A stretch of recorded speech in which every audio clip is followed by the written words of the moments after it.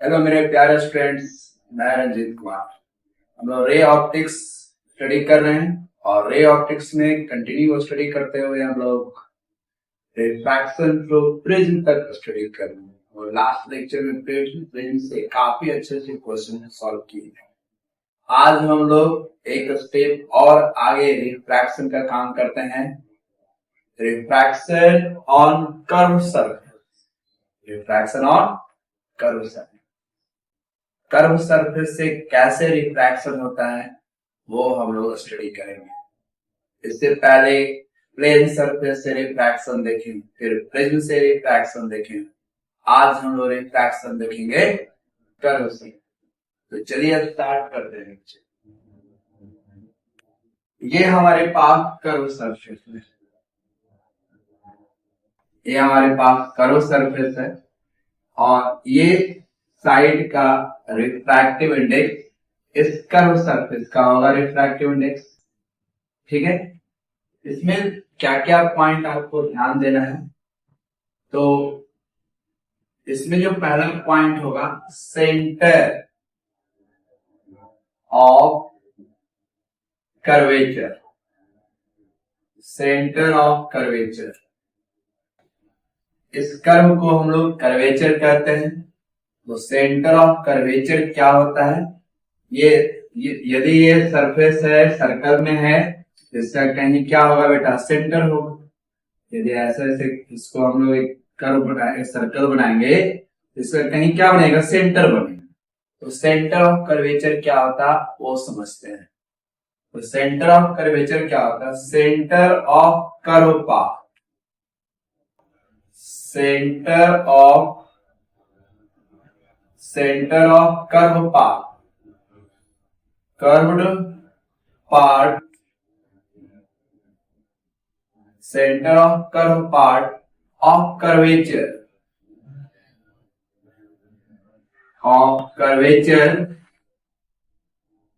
known as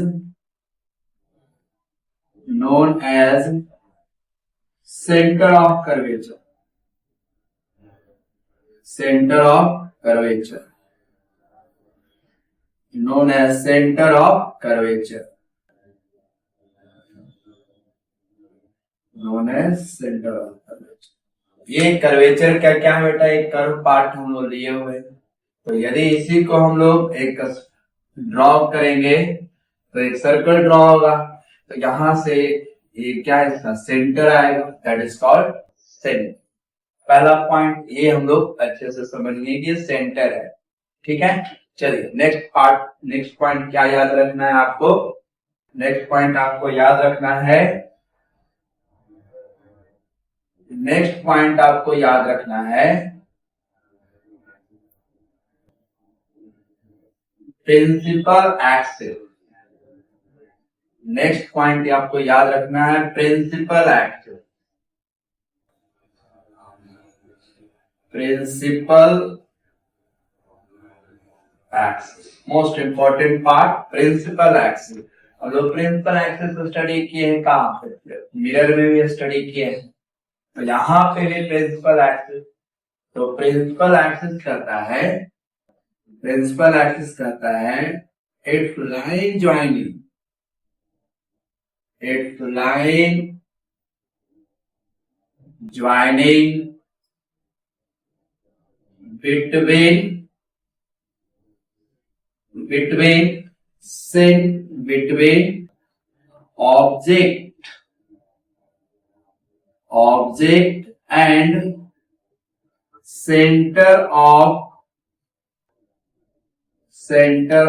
curvature, center of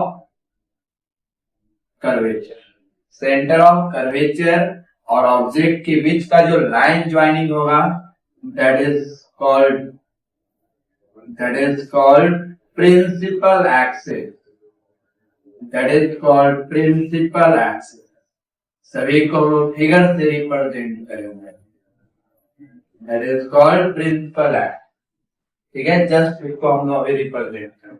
और third point को क्या आपको समझना है, जो ये सेकेंड पॉइंट हुआ ये सेकंड पॉइंट हुआ मेरे प्यारे बच्चों। अब हम लोग थर्ड पॉइंट पे जो आपको रिमेम्बर रखना है, इसका हम लोग मिरर में भी स्टडी कर चुके हैं। अब देखिए थर्ड पॉइंट क्या होगा। थर्ड पॉइंट है,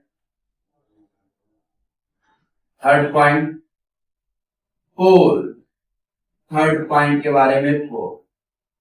तो पोल क्या है? तो पोल वो पॉइंट है कर्व सरफेस का, कर्व सरफेस पे वो पॉइंट है जहां पे प्रिंसिपल एक्सिस कट करता है, जहां पे प्रिंसिपल एक्सिस को कट करता है, that is called pole. At a point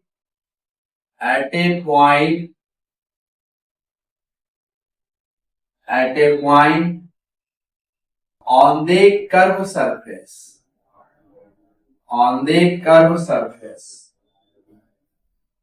on the curve surface, where cut the principal axis, where cut the principal axis known as pole, that is उसी को हम लोग क्या बोलते हैं बेटा? पोल। ये 3 पॉइंट आपको जानना है और इसका अभी जस्ट हम लोग यूज करेंगे। ये सारे पॉइंट मिरर में भी हम लोग स्टडी कर चुके हैं। जो वहां साइन कन्वेंशन था, ये सेम काइंड साइन कन्वेंशन यहाँ होगा। ये साइन कन्वेंशन प्रॉब्लम होगा, तो साइन कन्वेंशन का जो लेक्चर है वो आप जरूर से जरूर सुनेंगे। चलिए अभी हम लोग इसको डायग्राम में यहाँ पे रिप्रेजेंट करते हैं। सारे जो 3 पॉइंट स्टडी किए हैं वो तीनों पॉइंट आपको डायग्राम में एक्सप्लेन करते हैं। तीनों पॉइंट आपको डायग्राम में एक्सप्लेन करते हैं। ये क्या हो गया बेटा? सेंटर। और यहां पे सपोज दैट ऑब्जेक्ट, ये ऑब्जेक्ट है, इस पॉइंट पे ऑब्जेक्ट है, इस ऑब्जेक्ट से लाइन मिला दिए तो इसी को क्या बोला था मैंने? Principal axis, that is called principal axis. Object से सेंटर के बीच लाइन मिला दीजिए, यही क्या हो गया बेटा? हमारा principal axis, that is called principal axis. ये प्रिंसिपल एक्सिस। और जहां पे प्रिंसिपल एक्सिस कट किया, जहां पे प्रिंसिपल एक्सिस कट किया उसी को क्या बोले थे? पोल। तो प्रिंसिपल एक्सिस कर्व सरफेस को इस पॉइंट पे कट किया, दैट इज द पोल। और ये हमारा सेंटर है, ये हमारा ऑब्जेक्ट। इसी तीनों पॉइंट को लेकर अभी हम लोग ऑब्जेक्ट डिस्टेंस, इमेज डिस्टेंस और रेडियस ऑफ कर्वेचर के बीच का रिलेशन निकालते हैं। चलिए तो अभी हम लोग पॉइंट लेते हैं रिलेशन बिटवीन ऑब्जेक्ट डिस्टेंस और मोस्ट इंपॉर्टेंट पार्ट है से ऑब्जेक्ट से पूछा जाता है, प्रूफ भी पूछा जाता है 12th सेक्शन में, और इस पे क्वेश्चन भी पूछे जाते हैं। तो मैं दोनों आपको कराऊंगा। आज मैं इसका प्रूफ बता देता हूं जो कैसे होता है, बोर्ड के लिए तो खासकर बहुत इंपॉर्टेंट है। तो relation between object distance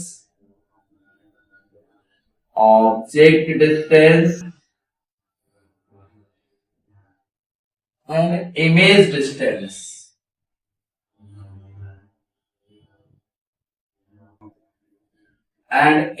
distance and a spherical curve surface। चलिए हम लोग इसका रिलेशन निकालते हैं। सपोज दैट यहां पे देखिए,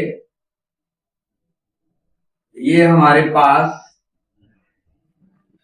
एक कर्व सरफेस लेते हैं और ये पार्ट यहां से हटा दिए, ठीक है, ये कर्व सरफेस हुआ। इसका सेंटर यदि लेंगे तो यहां पे इसका सेंटर होगा बेटा, और इस पार्ट का रिफ्रैक्टिव इंडेक्स कुछ और होगा और इस पार्ट का रिफ्रैक्टिव इंडेक्स कुछ और होगा। तो यहां पे देखो, पहले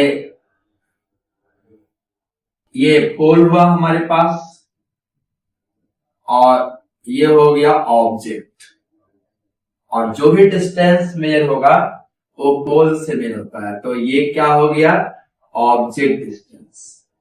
ये क्या हो गया, ऑब्जेक्ट डिस्टेंस। ये सेंटर है, तो सेंटर से बीच का और पोल का बीच का डिस्टेंस क्या हो गया, रेडियस। चलिए हम लोग इसका रिलेशन निकालते हैं। तो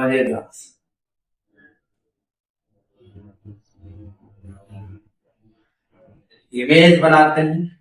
ये ऑब्जेक्ट से रेज ऑफ लाइट यहां गया, ऑब्जेक्ट से रेज ऑफ लाइट यहां गया, तो ये मीडियम चेंज होगा। इस मीडियम का रिफ्रैक्टिव इंडेक्स μ2 बोल दिए और इस मीडियम का रिफ्रैक्टिव इंडेक्स μ1 बोल दिए। तो यहां से ये इसका ये नॉर्मल है, दैट इज द नॉर्मल। ये नॉर्मल लाइन है बेटा, तो ये नॉर्मल की तरफ बेंड होगा। इसको ऐसे जाना चाहिए था, लेकिन ऐसे नहीं जाकर रेज ऑफ लाइट यहां पे बेंड। ये ऑब्जेक्ट से रेज ऑफ लाइट निकला और यहां से एक रे, दो रे यहां कट कर दिया। यहां पे इस ऑब्जेक्ट का इमेज, यहां पे इस ऑब्जेक्ट का क्या बन गया बेटा, इमेज। ठीक है, इस पॉइंट को हम लोग इसको P बोले हैं, ये पॉइंट P है। इस पॉइंट को हम लोग A बोल दिए, इस पॉइंट को हम लोग सेंटर बोले C, और ये I हो गया। यहां जो एंगल बन रहा है दैट इज अल्फा, यहां जो ये एंगल बना दैट इज द बीटा, और इस एंगल को हम लोग गामा लेंगे। यहां देखिए, ऑब्जेक्ट जिस मीडियम में रखा हुआ है उस मीडियम का रिफ्रैक्टिव इंडेक्स μ1 लिए हुए है। अब ये जो लिखा हुआ है इसको मैं इरेज कर रहा हूं, अभी बाद में इरेज करते हैं। यहां पे लिखते हैं μ1 क्या है, consider of point object O, कुछ स्टेटमेंट लिखना पड़ता है। Consider point object O, consider point of object O kept in the medium of refractive index of refractive index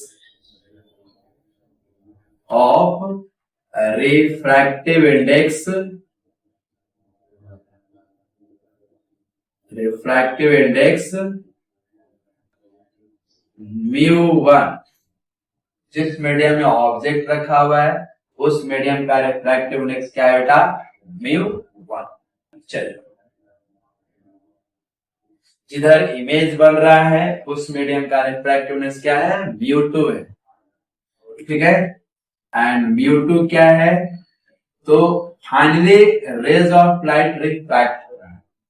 raise of light finally कहां पे, जिस मीडियम में रिफ्रैक्ट हो रहा है that is called μ2। Refractive index of medium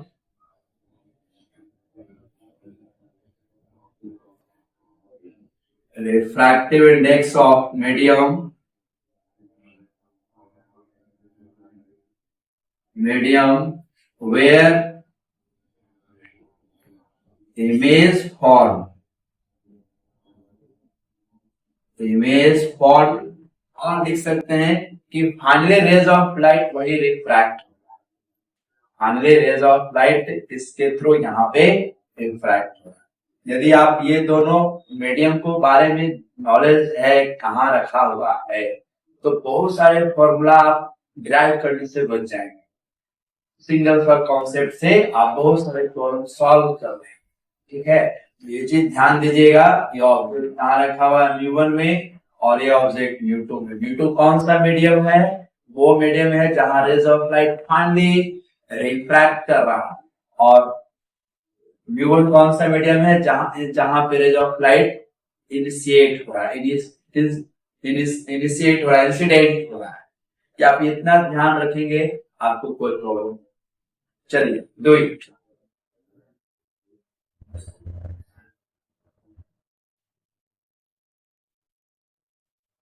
इस पे एक परपेंडिकुलर ड्रॉ करते हैं।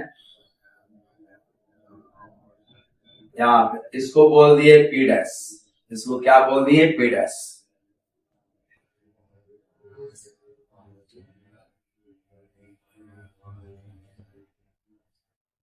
चलिए आगे बढ़ते हैं। देखिए हम लोग इजी वे में इसको प्रूफ कर देंगे, आपको पता भी नहीं चलेगा कब ये प्रूफ होंगे। यदि आप ध्यान से इसको देखेंगे तो लगेगा कि बहुत इजी वे में प्रूफ हो रहा है। चलिए इसको प्रूफ करते हैं मेरे प्यारे बच्चों, इसको प्रूफ करते हैं। यहां पे ये क्या है बेटा? ये this is the angle of incidence, this is the angle of incidence. और नॉर्मल ये है ना, नॉर्मल आपका लाइन ये है। This is the angle of refraction, this is the angle of refraction. यहां पे आप स्नेल्स लॉ लगाइए, यहां पे आप स्नेल्स लॉ लगाइए। Using Snell's law, using Snell's law at the point A point पे स्नेल्स लॉ यूज करते हैं। तो ये म्यू1 स्नेल्स लॉ क्या होता है ये बताया हुआ लेक्चर में। म्यू1 sine I is equal to mu2 sin r, product of mu2 into sin r, that is a Snell's law। तो यहां लिख सकते हैं sin I by sin r, ये mu2 by mu1, ये लिखा है mu2 by mu1। और I and R are very small, ये बहुत ही स्मॉल है।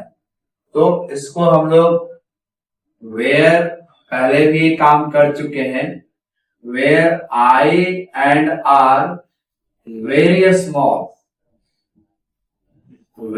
Small, so sin I is equal to tan I लिख सकते हैं अप्रोक्सीमेटली, और sin R is equal to tan R लिखा जा सकता है, बहुत ही एंगल छोटा होगा। तो यहां पे ये भी लिख सकते हैं tan I by tan R is equal to mu2 by mu1। लिखने का एक खास मकसद है, इसलिए मैं ये लिखा हूं, ठीक है। ये लिखा जा सकता है क्योंकि एंगल क्या है, वेरी स्मॉल है। तो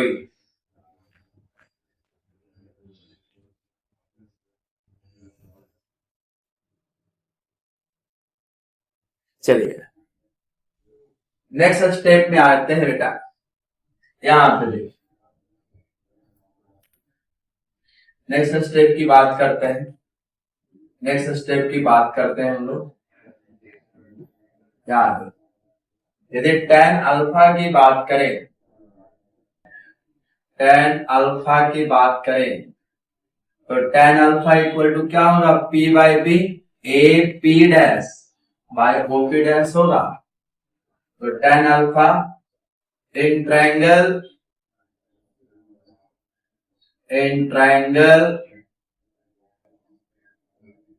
ओ A P dash, in triangle O A P dash, O A P dash. तो tan alpha equal to P by B, तो P हो गया ए पी डैश, अब बाई क्या होगा बेटा, ए पी हो गया, बाई क्या हो गया, ए पी हो गया, बाई आपका ए पी हो गया। tan अल्फा इक्वल टू ये लिख सकते हैं AP डैश बाई AP। चलिए आगे बढ़ते हैं। यहां पे देखिए, यहां पे क्या होगा, tan बीटा इन ट्रायंगल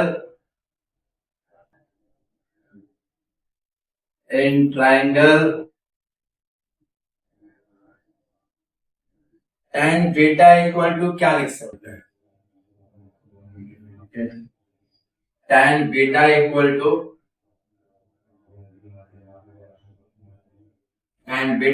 लिखा जाता है A P dash by P dash C लिख सकते हैं, by P dash C.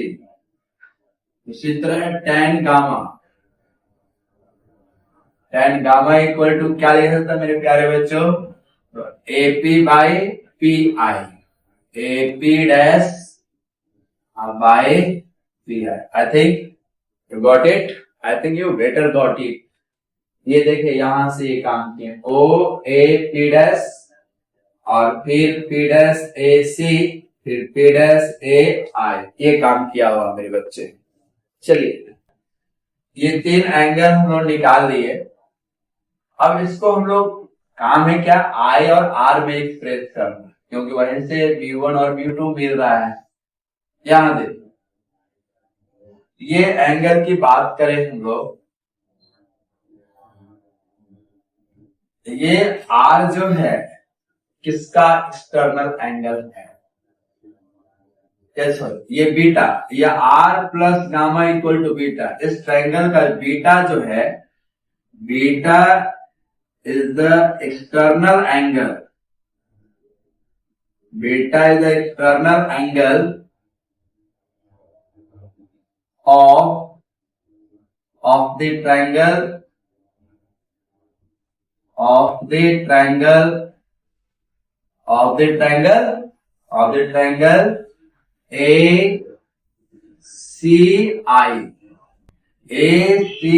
Triangle का बीटा क्या एक्सटर्नल है।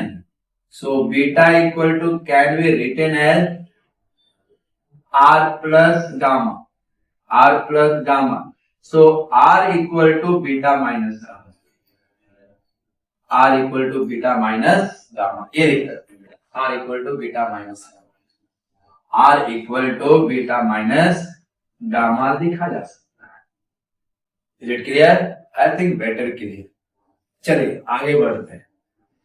ये जो एंगल आई है, ये जो एंगल आई है, एंगल आई का जो वैल्यू है, एंगल आई किसका एक्सटर्नल एंगल है, अल्फा, और ये बीटा यानी ए ओ, ये जो हमारे पास है ए ओ सी का आई क्या है, एक्सटर्नल एंगल। तो यहां हम लोग लिख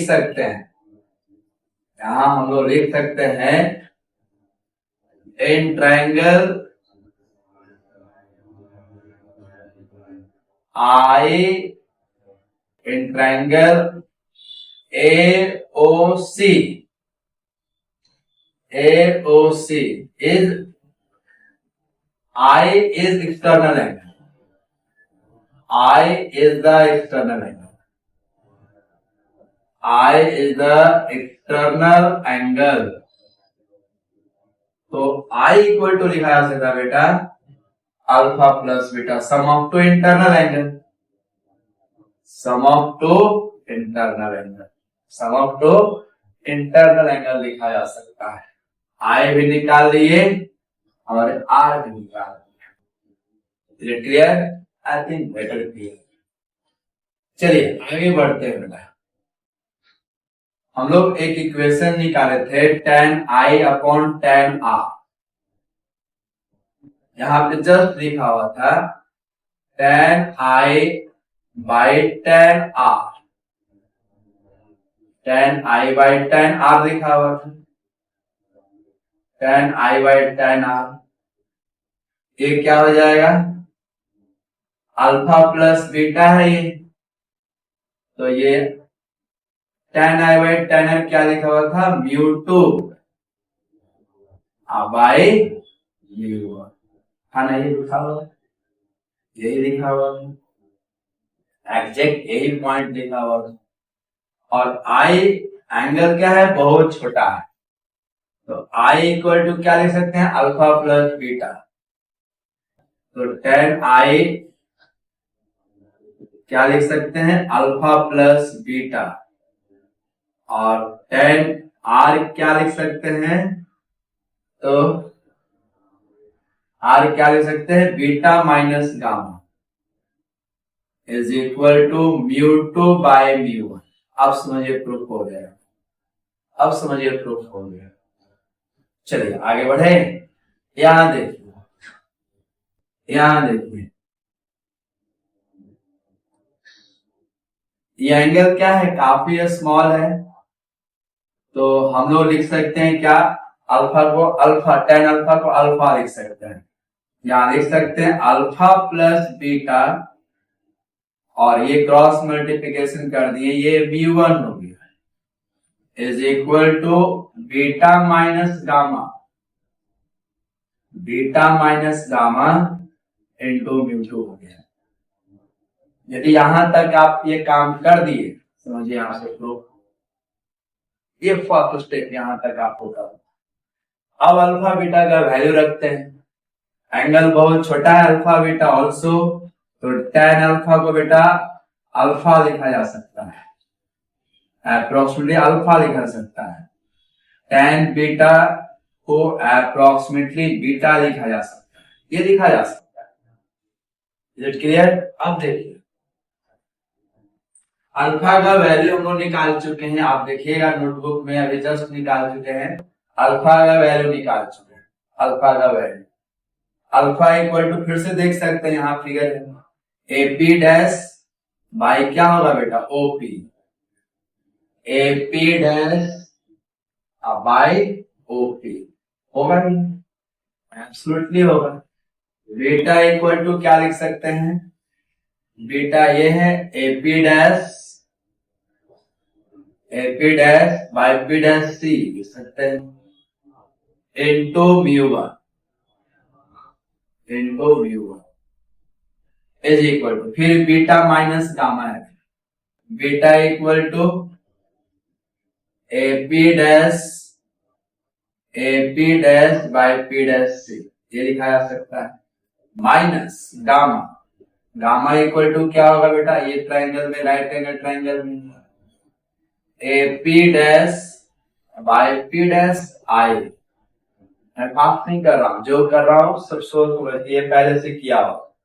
और ये क्या था बेटा, म्यू2, ये क्या था बेटा, म्यू2 था। मेरी बात, अब प्रूफ ये हो जाएगा बेटा, आप लगे रहो, प्रूफ हो जाएगा। हार नहीं मानना है, जब तक तोड़ेंगे नहीं, जब तक छोड़ेंगे नहीं, जब तक प्रूफ नहीं करेंगे, जब तक छोड़ेंगे नहीं। ये 5 नंबर में बोर्ड में पूछता है बेटा, ये पे मिलेगा। देखिए एपी डैश और एपी डैश, यहाँ भी एपी डैश, यहाँ भी एपी डैश, इसको एलिमिनेट कर सकते हैं कॉमन लेकर। तो एपी डैश कॉमन ले लिए, एपी डैश कॉमन ले लेते हैं, तो ये 1 by OP plus 1 by P dash C into म्यू1 इज इक्वल टू, फिर से एपी डैश उधर से कॉमन ले लिए, तो ये क्या हो गया, ये क्या हो गया, A 1 upon P dash C minus 1 upon P dash I into mu, ये कैंसल हो जाएगा, ये कैंसल हो जाएगा। अब यहां के बाद जो काम करने वाले हैं, यू भी आर का वैल्यू पुट करने वाला है, यू भी आर का वैल्यू पुट करने वाला है। एक चीज ध्यान दीजिएगा, मैंने बोला था कि ऑब्जेक्ट डिस्टेंस, इमेज डिस्टेंस और रेडियस ऑफ कर्वेचर कहां से मेजर करते हैं, पोल से। ये पी डैश से मेजर कभी नहीं करेंगे, तो ये पी डैश क्या है, एग्जैक्टली पी पॉइंट पे है, P dash just near about the P point, exactly नहीं, just near about the P dash. तो पी डैश को हम लोग पी में कन्वर्ट कर सकते हैं, पी डैश को पी में कन्वर्ट किया जा सकता है, ठीक है। याद, यहां पे P dash is near about P, दोनों एक ही पॉइंट पे है, तो P dash can be changed into P. P dash can be changed into P. याद, तो यहां पे OP डैश होगा, तो 1/OP plus 1/PC into mu1 is equal to 1/P dash C minus 1/P dash I into mu2. Clear हुआ? Into क्या होगा बेटा? mu2. Is it clear everyone? चलिए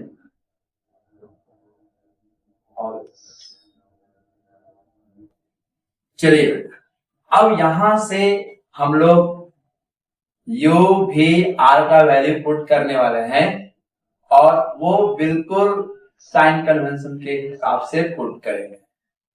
अब यहां पे using the sign convention put the value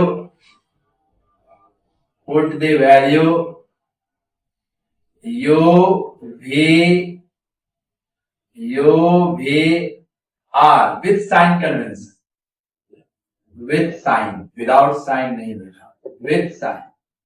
तो यहां देखिए साइन कन्वेंशन पहले से पढ़ा हुआ है, यदि नहीं पढ़ा हुआ है तो आप लेक्चर में देखिए उसको। रे के डायरेक्शन को, इंसिडेंट रे के डायरेक्शन को क्या लेते हैं हमेशा? पॉजिटिव, और उसके अपोजिट डायरेक्शन क्या हो जाएगा बेटा? निगेटिव हो जाएगा। उसके अपोजिट डायरेक्शन क्या होगा? निगेटिव। तो याद रखिए 1/OP, P से O के तरफ आ रहे हैं, ऑब्जेक्ट डिस्टेंस है ये ऑब्जेक्ट डिस्टेंस है ये, और ये कैसा होगा? रे की अपोजिट डायरेक्शन में, तो माइनस u यहां लिखेंगे। यहां पे क्या लिखेंगे मेरे प्यारे बच्चों? माइनस u लिखा जाएगा, क्योंकि ऑब्जेक्ट डिस्टेंस नेगेटिव है। चलिए फिर प्लस 1/PC, P से C that is the radius of curvature, तो और रे के डायरेक्शन में, तो ये क्या लिखेंगे? पॉजिटिव। ये क्या हो जाएगा? R। चलिए आगे लिखते हैं, ये 1 है P डैश C, तो PC हो गया फिर से, तो ये क्या हो गया? R हो गया, माइनस ये थोड़ा सा यहां नीचे रखता हूं मैं, यानी 1/-u प्लस 1/r, ये तो जस्ट अभी एक्सप्लेन किए थे, और ये क्या हो गया? mu1, इसको नहीं भूलिएगा, ठीक है। अब यहां पे क्या हो गया? 1/P', ये r हो गया, और P' क्या हो गया? Pi क्या हो गया? Image distance, that is called v। Image distance को v से रिप्रेजेंट करते हैं, ये क्या हो गया? mu2। Is it okay? I think always okay. चलिए अब इसको हम लोग अरेंज करते हैं ऐसे, और कुछ नहीं करते हैं। mu1/u plus mu1/r is equal to mu2/r minus mu2/v। तो हमारा खूबसूरत रिजल्ट आ चुका है मेरे प्यारे बच्चों, खूबसूरत रिजल्ट। इसके लिए हम इतना मेहनत किए हैं, तो इसको ये साइड लेते आते हैं, ये mu2/v माइनस है, तो ये साइड आएगा पॉजिटिव, और यहां माइनस से बेटा इसको नहीं होना है, ये minus mu1/u is equal to, ये इसको उधर लेके जाते हैं, तो ये तो पहले से राइट साइड में है mu2/r, और ये इधर गया बेटा, तो ये mu1/r। ये हमारा खूबसूरत रिजल्ट आ चुका है जिसकी हमें तलाश थी। mu2/v minus mu1/u is equal to μ2 minus μ1 by r। इसी की हमें तलाश है, पुलिस को इसी की तलाश थी बेटा, स्टेट को इसी की तलाश होना चाहिए। तो ये क्या है, that is the relation between u v r एक स्फेरिकल सिंगल कर्व सरफेस से बोल सकते हैं, कहीं कहीं ये भी बोलता है। तो that is the μ2 by v। μ2 क्या है ये आप ध्यान दीजिएगा, तो आपको बहुत सारे फॉर्मूले याद करने की जरूरत नहीं पड़ेगी। यदि ऑब्जेक्ट को डेंसर मीडियम रख दिया जाए, इधर से आपको प्रूफ करने के लिए बोल दिया जाए, तो फिर आप प्रूफ करने जाओगे तो प्रॉब्लम हो जाएगा, बहुत सारे फॉर्मूले याद करने पड़ेंगे।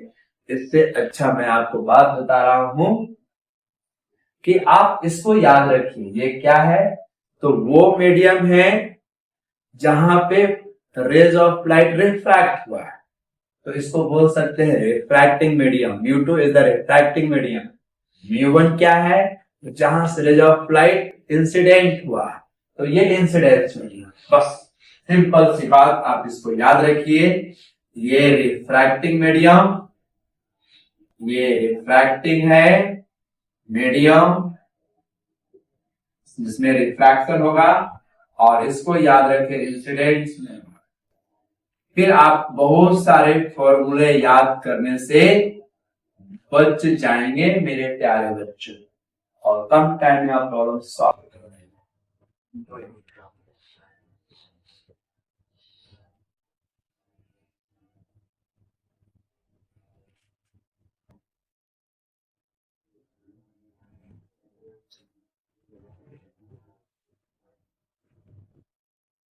चलिए इसी को और कंटिन्यू करते हैं। इसी में एक आता है प्रिंसिपल फोकस। ठीक है, प्रिंसिपल फोकी या प्रिंसिपल फोकस क्या होता है समझते हैं। प्रिंसिपल फोकस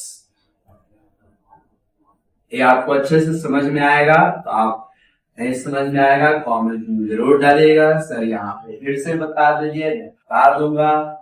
प्रिंसिपल फोकस क्या होता है समझिए। प्रिंसिपल फोकी,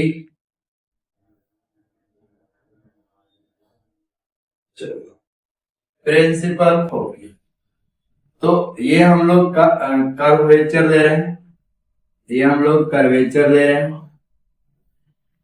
ठीक है, इसका रिफ्रैक्टिव इंडेक्स μ2 लिया हुआ है, ये ऐसे जाएगा, ऐसे ऐसे होगा कि ये हमारे पास प्रिंसिपल एक्सिस था, ये सेंटर था।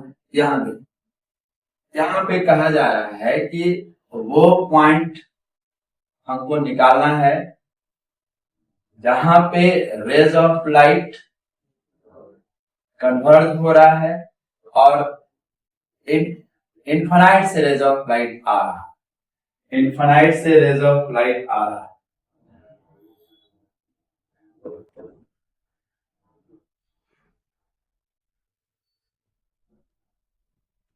मतलब it is the point eight which final image form at the infinity. तो यहाँ पे ऑब्जेक्ट रखे हुए हैं, यहां से रेज ऑफ लाइट ऐसे निकाल रहे हैं, यहां से रेज ऑफ लाइट ऐसे निकाल रहे हैं, ये प्रिंसिपल एक्सिस के पैरेलल ये चला जाएगा। तो इसका जो इमेज है इनफिनाइट पे बनेगा कहीं, इसका इमेज क्या बनेगा, इनफिनाइट पे बनेगा ये object.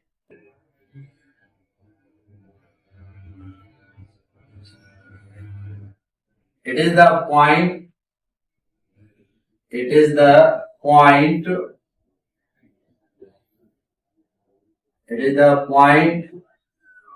at which object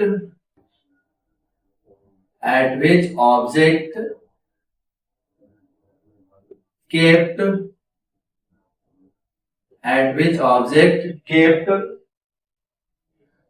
so that final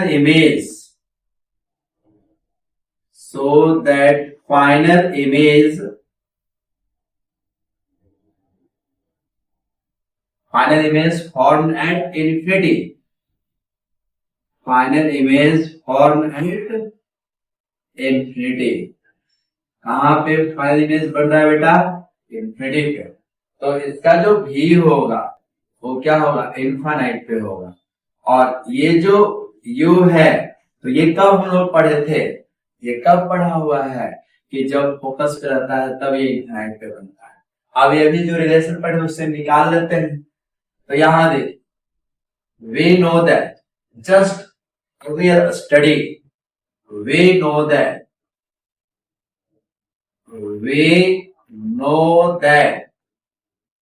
mu2 by v, तो v क्या है बेटा? अभी जस्ट स्टडी करेंगे। mu1 by u is equal to mu2 minus mu1 by r। आप साइन कन्वेंशन के साथ भी वैल्यू पुट कर सकते हैं। याद रखिएगा, यहाँ पे जो भी वैल्यू पुट करेंगे with sign convention, without sign convention never भी वैल्यू पुट। तो mu2 by v, ये mu2 ये क्या हो जाएगा? इनफाइनाइट पुट करेंगे v2 का वैल्यू। mu1 ये निकालना है हमको u, mu1 by u is equal to mu2 minus mu1 by r। तो ये क्या होगा? 1 by इनफाइनाइट का वैल्यू 0, ये mu1 by u और ये mu2 minus mu1 by r। तो u इक्वल टू क्या आ गया? u इक्वल टू आ गया minus mu1 into r by mu2 minus mu1। और यही हमारे पास फर्स्ट फोकस है, ये प्रिंसिपल फोकस है। कहां पे रहेगा? ऑब्जेक्ट पे रहेगा। That is the first, that is the principal focus, that is the principal focus. किसी को बोलते हैं फर्स्ट फोकस भी, कहीं कहीं एग्जाम में बोलता है, बुक में बोलता है। ठीक है,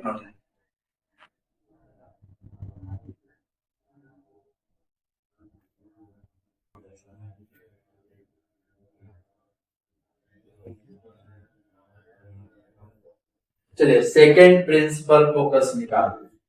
सेकेंड प्रिंसिपल फोकस, तो second principal focus principal axis के पैरेलल रेज जाएगा, ऑब्जेक्ट इन्फिनिटी पे रखेंगे इसके, कहां पे कट करता है वो निकालते हैं। जैसे ये हमारे पास ये दिया हुआ है, ये दिया हुआ है, ठीक है, ये दिया हुआ है। तो यहां से ये वाला पार्ट है हमारे पास, ये वाला पार्ट है। तो यहां पे क्या हम बोल रहे हैं कि इस साइड हमको फोकस निकालना है। तो ये प्रिंसिपल एक्सिस के पैरेलल ऑब्जेक्ट केप्ट कर दिए कहां पे? इनफाइनाइट पे। ऑब्जेक्ट कहां रखा हुआ है बेटा? इनफाइनाइट पे। और प्रिंसिपल एक्सिस के पैरेलल है तो रिफ्रैक्शन के बाद कहां से? एक फिक्स पॉइंट से पास करेगा, एक फिक्स पॉइंट से पास करेगा। तो u का वैल्यू क्या ले लेंगे? इनफाइनाइट ले लेंगे। v का वैल्यू निकाल लेते हैं, वही फोकस होगा, वही फोकस होगा हमारा। ठीक है, तो यहां देखिए वही हम लोग निकालते हैं, ध्यान रखिए। तो अभी जस्ट स्टडी किया बेटा, mu2 by v minus mu1 by u is equal to mu2 minus mu1 by r। ये स्टडी किए। mu2 का वैल्यू क्या पुट करना है? v। mu2 का वैल्यू पुट करना है, ये निकाल लेना है हम लोगों को। mu1 का वैल्यू क्या होगा? Undefined, undefined mu2 minus mu1, और इसका वैल्यू तो कैपिटल आर रेडियस ही होगा, ये पॉजिटिव ही होगा। ये क्या हो गया? अनडिफाइंड हो गया। तो ये 0 हो जाएगा, ये वाला वैल्यू क्या हो गया? 0 is equal to mu2 minus mu1 by R. तो यहां पे ये हमको भी निकालना है और भी फोकस के बराबर हो जाए। यहां पे भी इक्वल टू क्या लिख देंगे? mu2 into R, mu two into R by mu two minus mu, और यही हमारा सेकेंड फोकस, यही हमारा क्या हो गया बेटा, second focus. F equal to mu two into R divide by mu two minus mu, ये सेकेंड फोकस हो सकता है। तो आप चीज को समझिए, यहाँ पे डिफरेंट आ रहा है, यहाँ पे क्या आ रहा है, डिफरेंट, और इसमें पहले वहां पे माइनस म्यू1 इंटू आर था, म्यू2 माइनस। कभी कभी क्वेश्चन में कहीं देखेगा बुक में बेटा इसका रेशियो भी पूछ देता है। यदि आपसे रेशियो पूछ दे तो बेहिचक आप निकाल देंगे। यदि रेशियो पूछ दिया, दोनों का रेशियो पूछ दिया, रेशियो बेटा, तो F1 upon F2 is equal to क्या होगा, माइनस म्यू1 इंटू आर और mu two minus mu one divide by mu two into R divide by mu two minus mu one. ये देखिए ये टर्म सेम है, तो F1 बाय F2 का रेशियो, ये आर भी सेम है, ये क्या हो जाएगा, म्यू1 बाय म्यू। यही जब मिरर के केस में हम लोग किए थे तो दोनों का फोकल लेंथ 1 और 2 दोनों सेम था। क्यों, वहां पे रिफ्रैक्टिव इंडेक्स चेंज नहीं कर रहा, सेम था दोनों तरफ, तो इसीलिए दोनों F1 बाय F2 वहां पे जब निकालेंगे मिरर के केस में तो 1:1 आया था, लेकिन यहाँ पे 1:1 नहीं आएगा, माइनस म्यू1 बाय म्यू2 आएगा। क्लियर हुआ?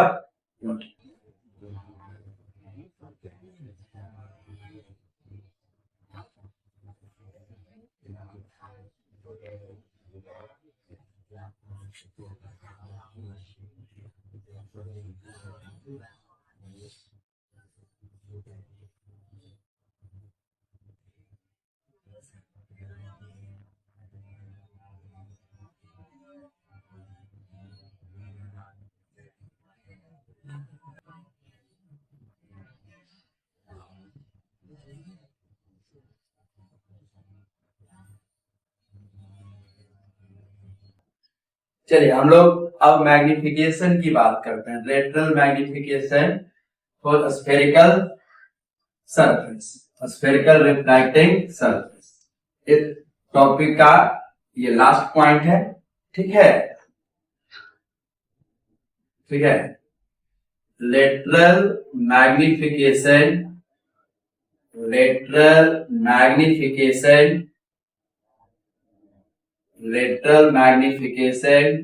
for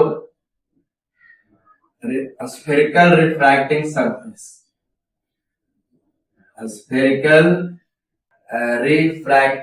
surface, refracting surface ये भी देख रहे थे क्या, पहले समझिए, ये हमारे पास से पहले शुरू से ही आज लेते आ रहे हैं बेटा, ये शुरू से ही लेते आ रहे हैं। ये ऑब्जेक्ट यहां रख दिए, ये ऑब्जेक्ट रख दिए प्रिंसिपल एक्सिस के पैरेलल, ये वैसे चला जाएगा, यहां से चला जाएगा, ठीक है, ये ऐसे चला जाएगा, ये ऑप्टिकल सेंटर से गुजारेंगे, कोई डेविएशन नहीं होगा, यहां से अरे इमेज ये बना सकते, ये इमेज ये ए है, ये बी है, ये ए डैश है और ये बी डैश है और ये हमारा पोल है, ये हमारा पोल है। Is it clear? अब देखिए मैग्निफिकेशन इक्वल टू होता है क्या है, मैग्निफिकेशन इक्वल टू होता है, पहले से स्टडी कर चुके हैं हम लोग, मैग्निफिकेशन इक्वल टू होता है minus of A dash B dash image height by object height, यही होता है कि प्रिंसिपल एक्सिस से नीचे को निगेटिव लेते हैं और प्रिंसिपल एक्सिस से ऊपर क्या लेते हैं, पॉजिटिव। ये चीज हम लोग स्टडी किए हैं। यहां पे देखिए हम लोग स्नेल लॉ से अकॉर्डिंग इधर रिफ्रैक्टिव इंडेक्स म्यू1 है और इधर रिफ्रैक्टिव इंडेक्स क्या है, μ2 है। इधर रिफ्रैक्टिव इंडेक्स क्या है, μ2 है। तो साइन आई जस्ट अभी यूज किए, sine i by sine r क्या लिख सकते हैं बेटा, μ2 बाय μ1। μ1 ये प्रोडक्ट इक्वल होना चाहिए, हो गया। साइन आई को क्या लिख सकते हैं, टेन आई भी लिख सकते हैं, जस्ट अभी ये बात बोले। तो tan I by tan r is equal to क्या लिख सकते हैं बेटा, μ2 बाय μ1 लिख सकते हैं। इतना नोट कीजिए और बात करते हैं।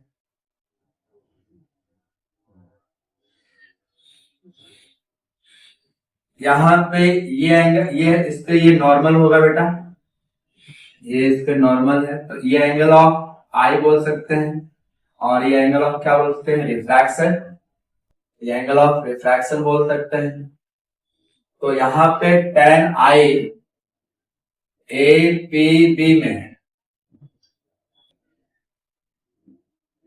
इन ट्रायंगल, देखिए बेटा, in triangle A P B, in triangle A B P में टेन आई इक्वल टू क्या लिख सकते हैं, tan i equal to A B upon AP बोल सकते हैं, ए बी अपॉन एपी। और क्या लिख सकते हैं, इन triangle A dash B dash P, A dash B dash P, tan R equal to क्या लिख सकते हैं, टेन आर इक्वल टू, तो A dash B dash by A dash P बोल सकते हैं। ये बोला जा सकता है, ये बिल्कुल बोला जा सकता है, ठीक है। चलिए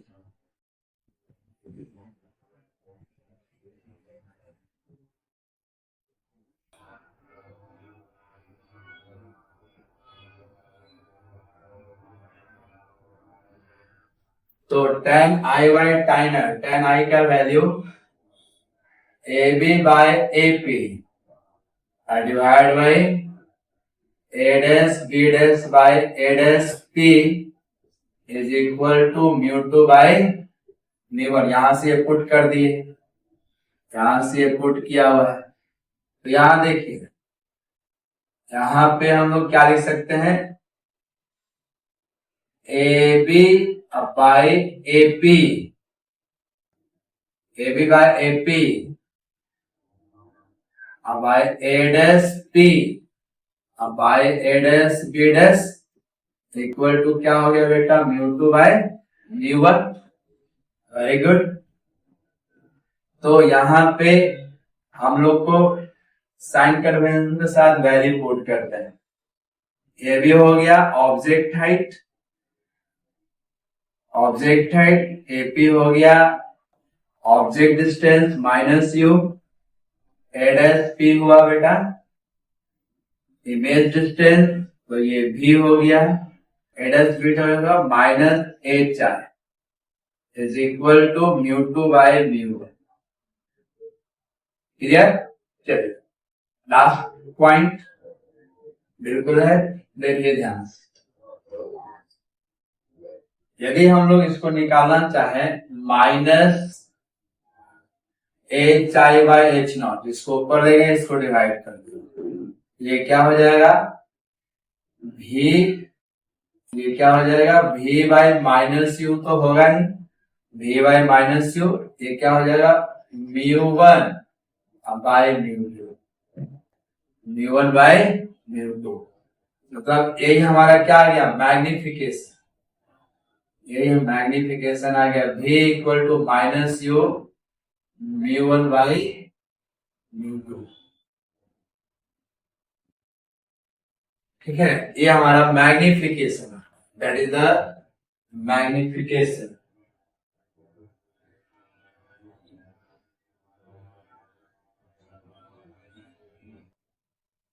यही हमारा क्या हो गया बेटा, मैग्निफिकेशन। तो ये भी बाय यू आ रहा है, भी बाय यू, यहाँ पे माइनस साइन एक और आना चाहिए बच्चे, LP H0 LP